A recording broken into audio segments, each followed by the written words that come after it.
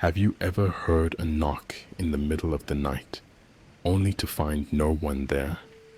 Imagine that sound growing louder, more insistent, as if something or someone was desperately trying to reach you. This is the story of a young woman who ignored every warning and opened a door that was never meant to be opened. What she found on the other side will make you question whether some things are better left alone. It all began with a room that everyone warned Ellie about, but she didn't believe in ghosts or haunted houses. She was a skeptic, the kind of person who needed to see to believe. When she inherited her great uncle's mansion, an enormous estate in the middle of nowhere, she was excited. It was old and creaky, sure, but it was hers. Ellie arrived at the mansion late one evening, a few days before the official handover. The lawyer told her that there was no rush, but she insisted on spending the weekend there to get a feel for the place. The house was grand, with winding staircases and ornate chandeliers. The walls were adorned with portraits of grim-faced ancestors who seemed to follow her with their eyes as she walked down the hallways. But there was one thing the lawyer failed to mention: a room that no one talked about, at least not directly. As she unpacked her things, Ellie noticed the door to one particular room at the end of a long, dim hallway. The door stood slightly ajar, but it was different from the others. It was older, with a strange pattern etched into the wood, a swirling, almost hypnotic design. She felt a chill as she approached it, and for a brief second, she thought she heard whispering behind the door. But when she pressed her ear against it, the sound was gone. That first night, Ellie didn't think much of the door. She was tired from the long drive and decided to sleep early. But as she lay in bed, the house began to settle, and the creaks and groans of the old mansion played tricks on her mind. Then came the knocking. It started faintly, 3 soft knocks, like someone was gently tapping on the door of her room.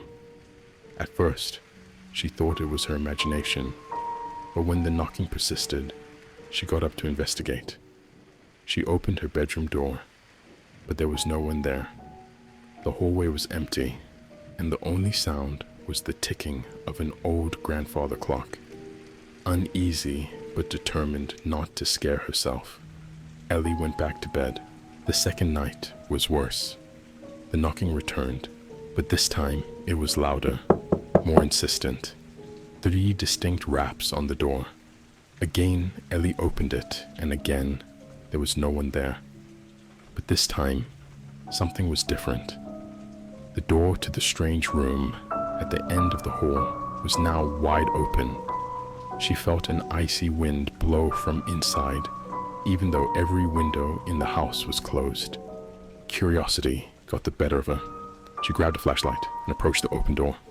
The room beyond was small and empty, except for an old rocking chair in the corner. The air was heavy, and Ellie felt a sudden wave of dizziness as she stepped inside. The walls were lined with deep scratches, as if someone or something had tried to claw its way out. And then she heard it, the whispering, clearer now, a voice barely audible, but unmistakably there. Help me. She spun around, her flashlight trembling in her hand. But there was no one there, just the rocking chair, slowly swaying back and forth on its own. Ellie bolted from the room, slamming the door shut behind her. She didn't sleep that night. The knocking continued, growing louder, more aggressive. It came not just from her bedroom door, but from the walls, the ceiling, everywhere. It felt like the house itself was alive, and it wanted her to leave. Next morning, she called the lawyer, demanding to know what was wrong with the house. At first, he hesitated, but eventually, he revealed the truth. The room at the end of the hall had been sealed off for decades. It was once the bedroom of a girl, Ellie's great aunt, who had disappeared under mysterious circumstances. They never found her body, but neighbors spoke of strange occurrences, of voices in the night, of scratching from behind the walls. The room was said to be cursed. Anyone who stayed there too long would vanish, just like her great aunt. Ellie was horrified, but determined to prove it was just an old family legend. That night, she decided to confront whatever was haunting the room. Armed with a camera and her phone, she went back to the room. Standing in the doorway, the air thick with tension, she called out, demanding to know who or what was there. Suddenly, the door slammed shut behind her. The whispers grew louder, overlapping until they were deafening. The room shook violently, and the walls seemed to close in. Ellie's flashlight flickered and went out, plunging her into darkness. In the pitch black, she felt something cold brush against her skin, and she froze in terror. The last thing she saw before everything went dark was the rocking chair, now violently rocking back and forth on its own. Ellie was never heard from again. When the authorities arrived, the house was in perfect condition. No signs of a struggle, no indication that anyone had ever been there. But the door to the room at the end of the hall, it was locked from the inside. What happened to Ellie in that house? Was it just a figment of her imagination, or was something much darker lurking behind that door?